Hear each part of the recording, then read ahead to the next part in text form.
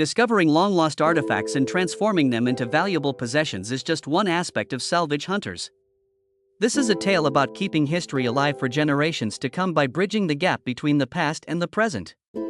And great amount of skill, passion, patience, and attention to detail are on display throughout this novel. The showstopper emerges at this point. He bridges the gap between the here and now as well as the future, and personifies all the good things about the program, including its skills. The once brilliant antiques specialist is now shrouded in shadows. What if I told you that Drew's story had another side that isn't shown on TV? This side isn't loaded with priceless antiques, but rather with lessons that sting more than any botched deal ever could. Take a seat and relax. And to get to know the man behind the mask, let's take a look at Drew Pritchard's background. Salvage Hunters have used Drew as their face for a long time. He is a contemporary day treasure hunter who, like an actual Indiana Jones, can sense gold where others perceive rust. However, when did it all start? What was it that made this man so dedicated to giving new life to the old? We will start in the picturesque North Wales town of Conwy, where Drew spent his childhood immersed in the town's rich history, to discover the answer.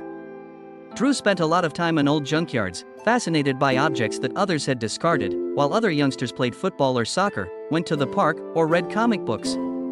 He was no ordinary lad. Fixing an old bike here, finding a new use for scrap metal there, he loved tinkering with things.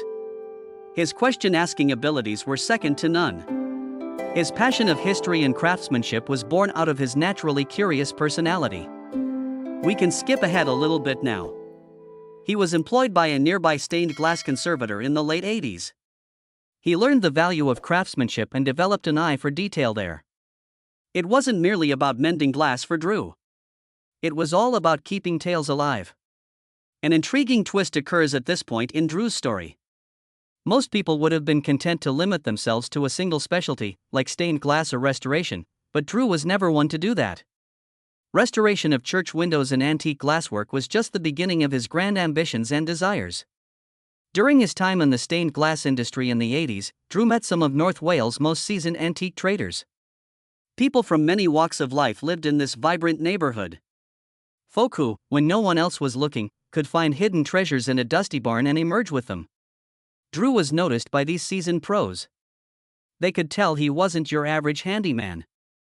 Not only was he meticulous, but he also loved history and, most importantly, was always eager to learn more. Clive, a neighborhood antiques trader, was an important character in Drew's early career. Can elevate even the most ordinary finds to the status of collector's items. For Drew, he became a de facto guide. In 1990, accompanied by Clive, he attended his first significant antique fair in Newark, Nottinghamshire, a paradise for antique enthusiasts. In retrospect, Drew says that was a watershed moment. According to him, it was like a playground. No matter where I turned, there was a remarkable new fact or fact to uncover. Drew was actively involved, not merely an observer. Beginning with inexpensive finds, an ancient weather vane here, a rustic table there, that he could later sell for a profit, he built his empire. Clive tutored him on the techniques. He instructed Drew in the art of haggling, the detection of genuine goods among counterfeits, and, most crucially, the ability to perceive opportunity where others perceived waste. Another significant link emerged thereafter. A showy salesman called Gerald. Huge architectural salvage jobs were Gerald's forte. Gerald was an expert in the stonework, fireplaces, and gates of magnificent homes. The enormity of Gerald's endeavor captivated Drew. Drew was introduced to architectural salvage by Gerald, who gave him his first major break. Gerald asked him to help dismantle a Victorian greenhouse from a rural estate and sell its parts about 1992. Drew dove headfirst into his work, studying not only the craft but also the history of the items he sold. Through these connections, Drew gained a deeper appreciation for the vintage world. New opportunities were also made possible by them. In the mid-1990s, Drew had expanded his responsibilities beyond stained glass. He was becoming known as a dealer who could deal with a wide range of items, from tiny ornamental pieces to large architectural salvages. Drew frequently says that his early mentors had a significant impact on his career trajectory. In a past interview, he mentioned that individuals like Clive and Gerald were instrumental in giving him the confidence to take chances and the insight to see opportunities when they presented themselves. There are obstacles on every path, as Drew discovered. Be sure to tune in for all the ups, downs, and surprising turns. Drew was well known in the antiques and salvage industries by the late 2000s. His reputation for honest dealings and engaging storytelling combined with his unparalleled ability to discover hidden treasures to make him an approachable authority in the field. A TV production company took notice of him in 2010. They needed more than just an antique trader, they sought an engaging character who could transport viewers to a realm of treasure hunting. Drew injected energy, charisma, and intrigue into the situation. Just what we need for TV, isn't it? However, let me tell you something, Drew was never cut out to be a TV star. He lacked stage presence and charisma. He exhibited his own self unfiltered and unrefined. This wasn't an airbrushed TV character. Producing a show that would track Drew as he explored the United Kingdom in search of antiques was, however, a notion they presented to him in 2011. The idea was straightforward. Anyone interested in seeing how the salvage industry works would get a glimpse behind the scenes. From rundown barns to stately mansions, they'll see Drew's journey as he transforms neglected artifacts into priceless gems. After some convincing, Drew decided to give it a shot, even though he was first hesitant. It was that choice that propelled him to legendary status. In November 2011, Quest aired the highly successful pilot episode of Salvage Hunters. It was clear that Drew was himself. People saw things in a new light because of his infectious joy at every find, his witty banter, and his ability to see the beauty in worn-out objects. Drew made the show about the story that the antiques carried, not just the antiques themselves. The fact that it seemed so familiar was one of the things that sets Salvage Hunters apart. It was Drew's unvarnished, raw personality that won over the audience. His audience related to him because he wasn't trying too hard to be flawless, they enjoyed that about him.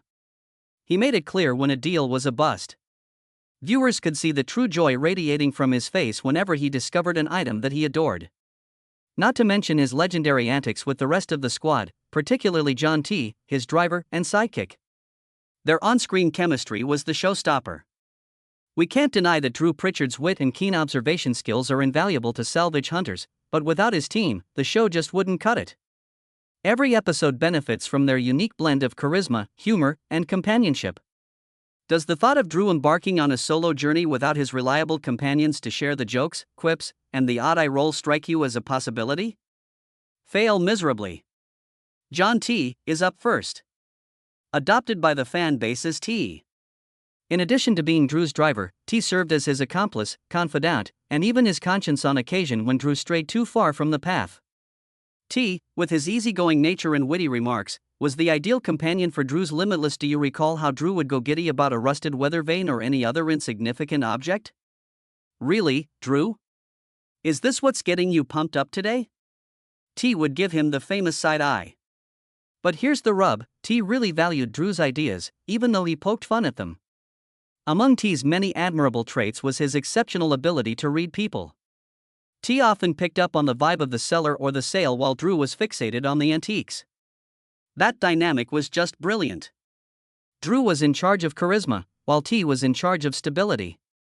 Next up is Gavin, who specializes in restoration. Gavin was the sorcerer who brought Drew's vision to life, if Drew were the visionary. The remarkable thing about Gavin was his talent for making something beautiful out of something tattered and damaged. He adored his work and was very careful and patient. Observing him at work was like being a fly on the wall for an artist. As Drew was well aware, he had full faith in Gavin's abilities. When Drew returned a broken-down French mirror from the 19th century, it was one of the most iconic scenes involving Gavin. Even though Drew was overjoyed, the object appeared to have weathered a cyclone quite well. Unfazed, Gavin continued. In little time at all, he had the mirror looking as good as new. Like a child on Christmas morning, Drew's face lit up when he saw the completed painting.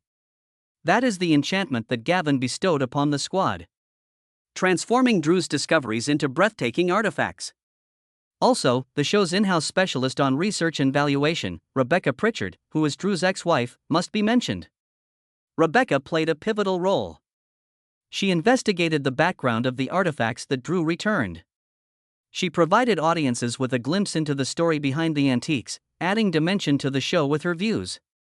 As Drew was out in the field negotiating deals, Rebecca was the one who verified if they were as good as Drew had hoped. Their chemistry was the main attraction in the relationship between Drew and Rebecca. Their marital status was an advantage. The trouble is, though, when you're a TV star, things happen quickly. Being famous isn't all luxury. Despite Drew's success in the workplace, he struggled in his personal life. As a public person, Drew was subject to scrutiny just because he was Drew.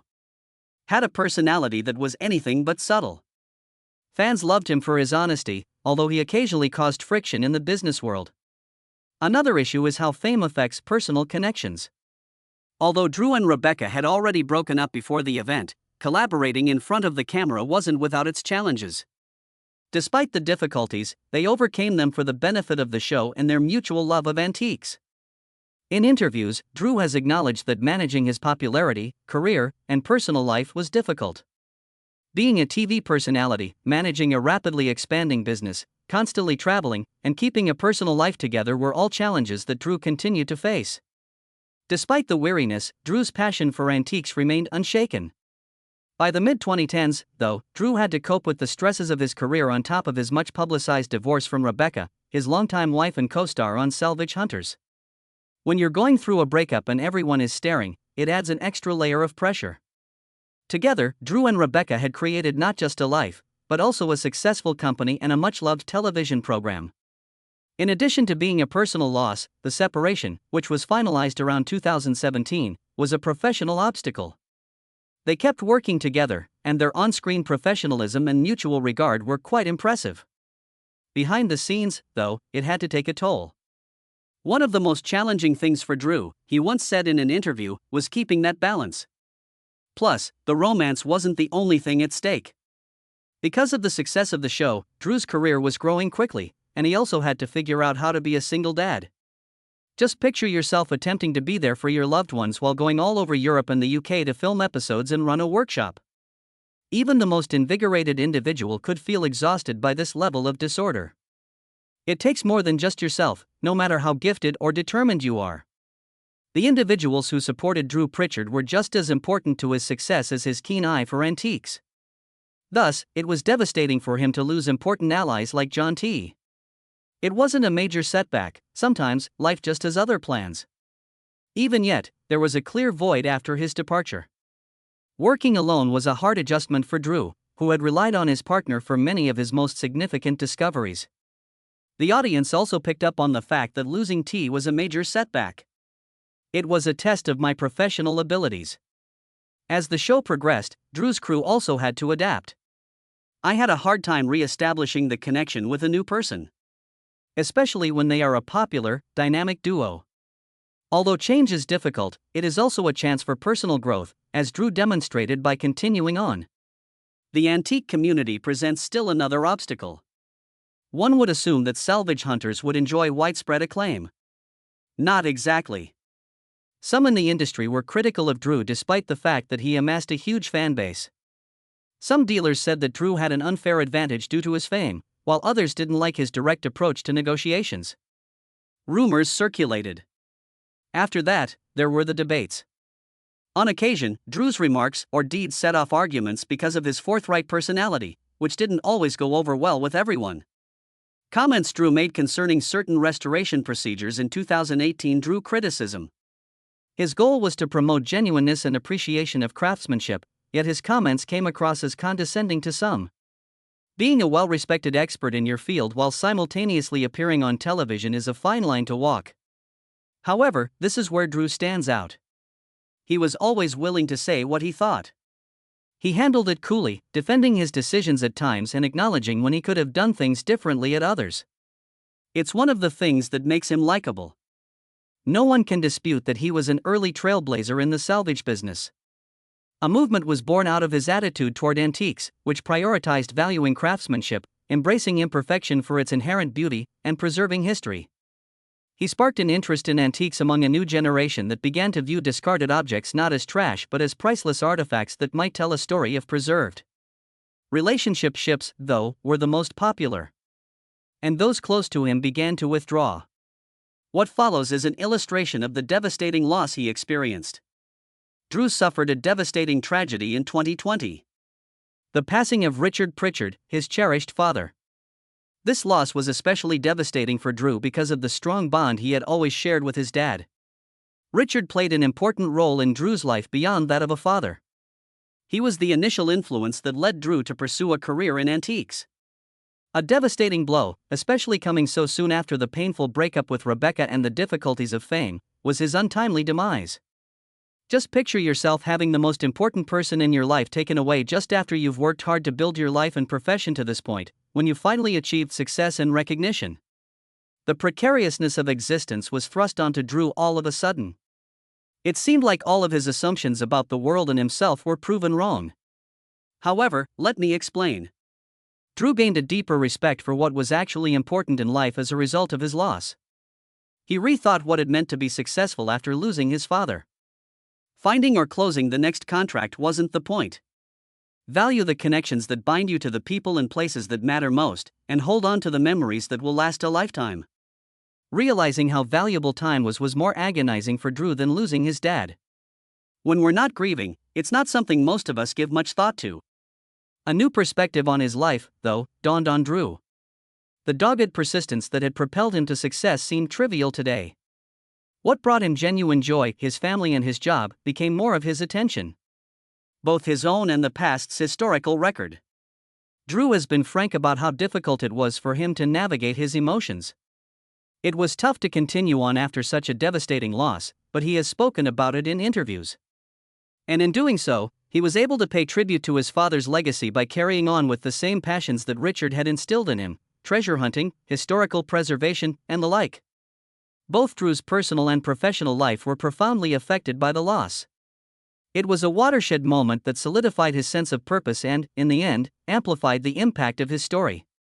I find it incredibly encouraging that Drew found the strength to keep going forward despite tragedy.